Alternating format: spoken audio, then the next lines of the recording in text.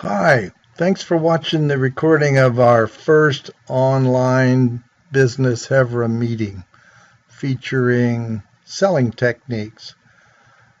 As you'll see, we chit-chatted for a while because it's such a brand new technology and it wasn't very smooth getting together.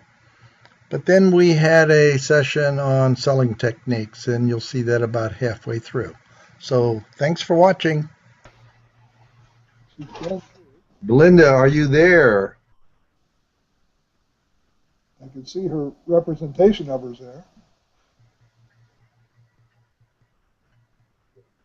It may take a while to. I think that's her. All right. Okay, I'm here. Oh, thank goodness. So no matter, even if I click on that first one, this says the Hangouts, if you didn't send it to my Belinda W5361, it doesn't work.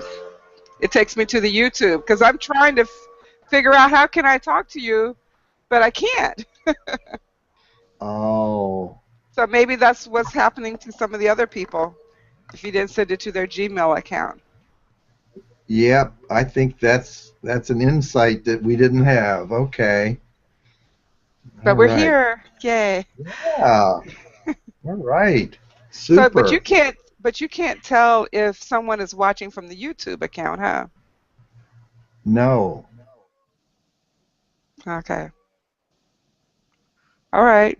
Well, I was definitely watching. Yeah, I think we have some bandwidth problems here because it freezes every now and then. Yeah, if we just get rid of the video, then we don't have to, we could just talk probably, and it won't be so much video. And then only if you just share your screen with the presentation, we can Hmm. still talk, but we don't have to, the video doesn't keep going back and forth every time we talk. Right. Okay. The other thing you can do is right above the picture, there's those bars. It's Hmm. right next to the slash video and the gear. It's in between them. You can Yeah. adjust the bandwidth usage. So what that does is says it's going to cut down on the quality of the video, so it'll be more responsive. So you can adjust that as well. So let me try. Let me try to bring up the presentation and let me present.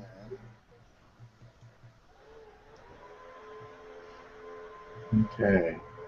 Is that, can you see that? Yes, I can. Okay. So that's what I was going to go through. But I have it up on my wife's machine and I'm looking at it and it looks like it's the YouTube video, just like you were looking at. It's probably about 15 or 20 seconds delayed. So if I stop sharing and then switch back, there I am. Okay. Let's see. Did we lose you, Belinda? I just took the video off and I can hear Oh, you well. Yeah. I see. Okay. Ah, that's a good trick. Oh, that's Yeah, Okay. just to turn the video off. Because Yeah, yeah, because all we need to do is just look at your presentation. You can still hear me. right, right. That's another good insight. Well, I just learned that this week. This is my very second experience with Hangout. So Okay. I heard you say that it's been around a long time, but this is my very first time, second Well, time. well, Brad and I and a few others have been trying to work through the details of it because it just takes a while to get the hang of it. Now, I Hmm. think Connie told me you and Kim were going to do one, or did you do it last night? Yeah, we did it last night. Okay. Was it just a Yeah, hangout or hangout on air? Hangout on air. Did it work? We did the presentation. We, you know, we had a small group, Okay. so I think we'll probably have to do it again. Well, how many people? But we recorded it, so we'll be sending the recording out to the rest of the group.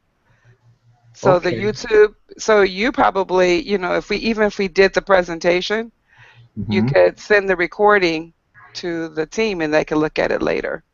Yeah, exactly. But that Well, was the plan. So we told people that even if they couldn't come at that time, still register and they get the recording.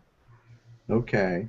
So I'm gonna check back with Kim and see if she was able to send that link out. Now, But I how was many so excited people? to finish it. Yeah. Now, how many? We had 8 people Eight sign and people register. Yeah, register. live? You had 8 people live? We had 8 people register. She was in charge of the thing, so I couldn't tell how many people were actually on. Oh, I see. Okay. Huh.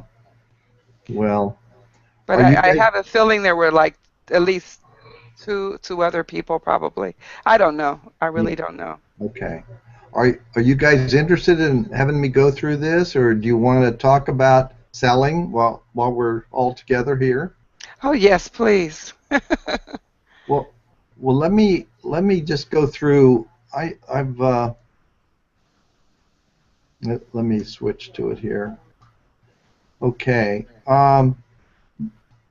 You guys probably know that there's like 7 basic steps to selling, but this is from the old school where you'd qualify the prospect and then you discuss the need and then sell the value of your company and then fill the need with one of your solutions and then try to close the sale, right? The the internet has changed a lot of that if you're trying to sell through the internet. But before I get to that one, I just want to talk about one thing that my training at IBM taught me this concept, the FBR. And the difference is, I'm sure you've all seen that. I mean, you all use a feature. You talk about the features of your product, and then what the benefits are to the person that you're talking to.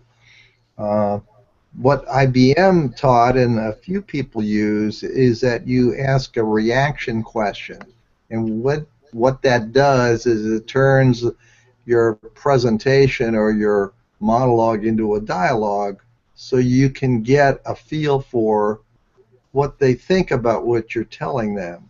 Because some people will just stand there and say, and then they say, I don't think so, and then say goodbye. So the real power of the reaction is you can ask them, well, what do you think? Does that make sense to you? You ask open-ended questions, and you get them into a dialogue so you can figure out what they're thinking. And that turned out to be really powerful. Have you guys used that technique at all? Yeah, I have. I've used very much based on that same thing in the different sales trainings that I've had in the past, plus of course now what I do with my current business. How about you, Belinda? You thought about that? Well, what I do is a consultation, and at that time I'm asking lots of questions from them. Um, but I think I need to keep saying, "Well, does that make sense?" I usually see their head shaking up and down, Yeah. meaning that they agree with me. So there is a dialogue, but Yeah, when but it comes to the actual coming down with the actual sale, saying, "Okay, this is how much it's going to cost," and then this, I probably need to do more reaction yeah, it's really, questions. yeah, because you think that they're buying it by their head shaking, but some people will just shake their head yes, so don't have to get involved, right? Mm-hmm. And in the questioning, there's questioning at the different phases. If you go back here to qualification and agreement on need, but once you provide the features and benefits of your solution that you think they need, is the other time to start asking questions to determine their reaction. And you are really good at offering really cool benefits, during your what the elevator pitch that we do at the meetings. I mean, some of the stuff you've come up with is really great. Like you said, did you know that it could help offset the what was that, Alzheimer's or Alzheimer's, dementias? Yeah, I mean that's so dementia, cool. yeah. So you do good stuff there, but I don't know. I haven't seen your presentation, so I don't know if you ask the reaction question after you present your solution. I just think it's really powerful. So I think that's really good. But it's hard to do on the internet because here's the next problem. This is showing the use of the internet for buying travel, getting reservations or whatever. And it shows that the internet helps. This is just a survey. The internet helps a lot. Word of mouth helps a lot.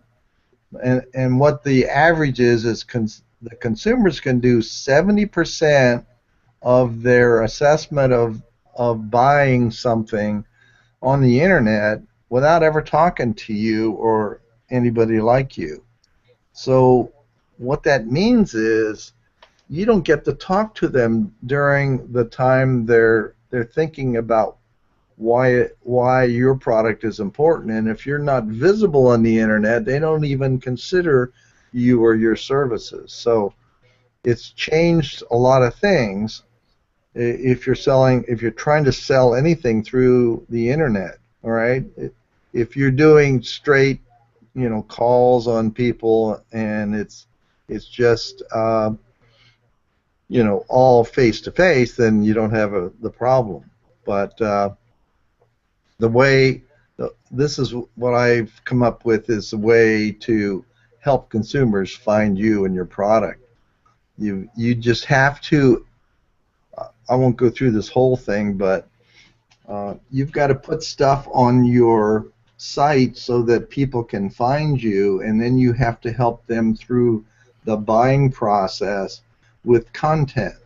In other words, you got to make sure that if people are searching for something like you offer, your website will come up based on those keywords that they're using to search for products like yours.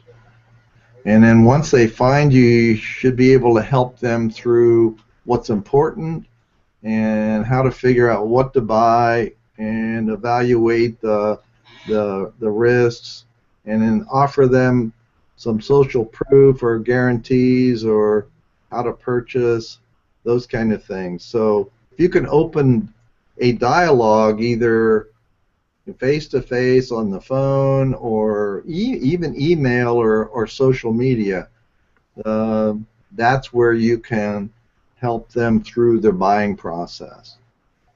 Does that make any sense? You guys have any comments on that? That makes sense to me. I understand that. Yeah. Yeah, because a lot of it is driving people to your website. And Yeah. then after driving them to your website is getting them to want to talk to you. Yeah. Then finally, ultimately, when they talk to you, then they need to be convinced that yours is the best solution out of all the other ones that they've been looking at. Right. Yeah. Right. So yeah, That's when you have to sell yourself and your product. you really do. You have to help them figure out what's important and how to evaluate the various trade-offs they're probably going through. So that's, it's kind of an indirect way, but websites that are just brochureware that just talk about the company don't give people any help in the buying process. And we recently redesigned Karen's website so that on the very front page it says, "Why choose us?" And then her 3 target markets are individuals, couples, and businesses, and then people going through divorce. So we have those as bullets underneath, and it guides them to the right page.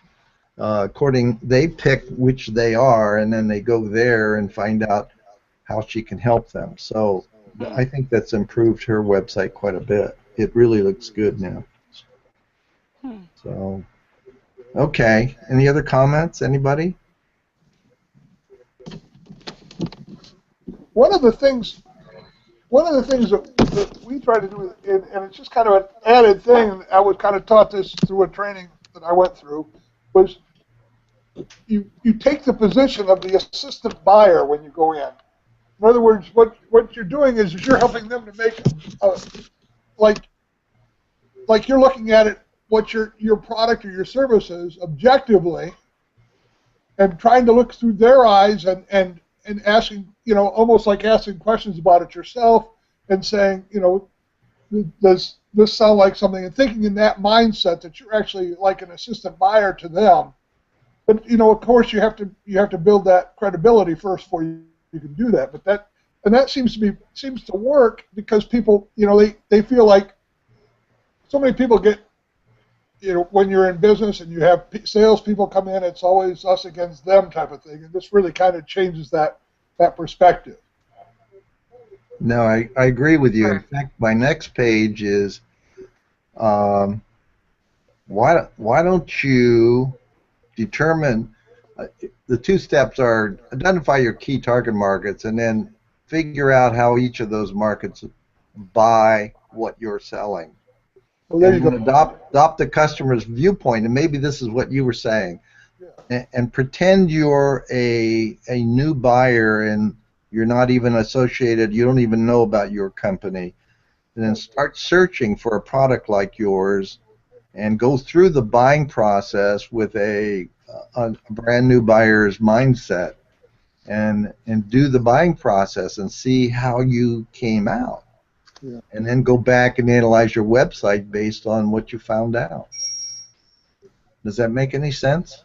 That's exactly. I guess I just the assistant buyer approach.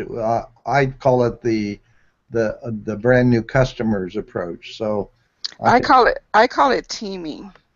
Teaming? Yeah, you're teaming with the parents or you're teaming with the family.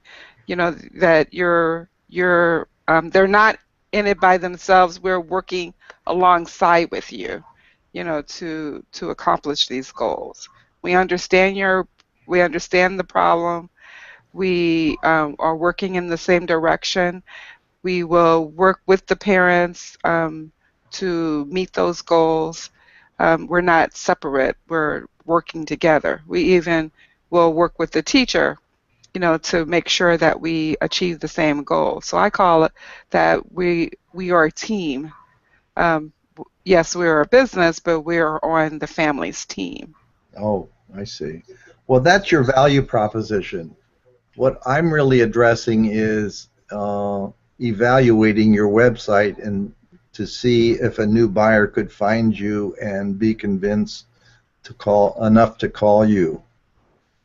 That's what I was. Oh, you're talking about the website. Okay. Yeah, because the internet has changed the buying process, that until you can talk to somebody, you have to depend on your website convincing them that your product is worth contacting you or buying, hopefully buying, but probably be calling you or emailing you that I want to find out more.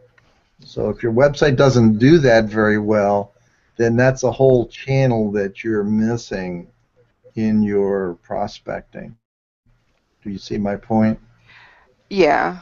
Yeah. But that's what you just said was a very powerful value proposition, and hopefully your website says that.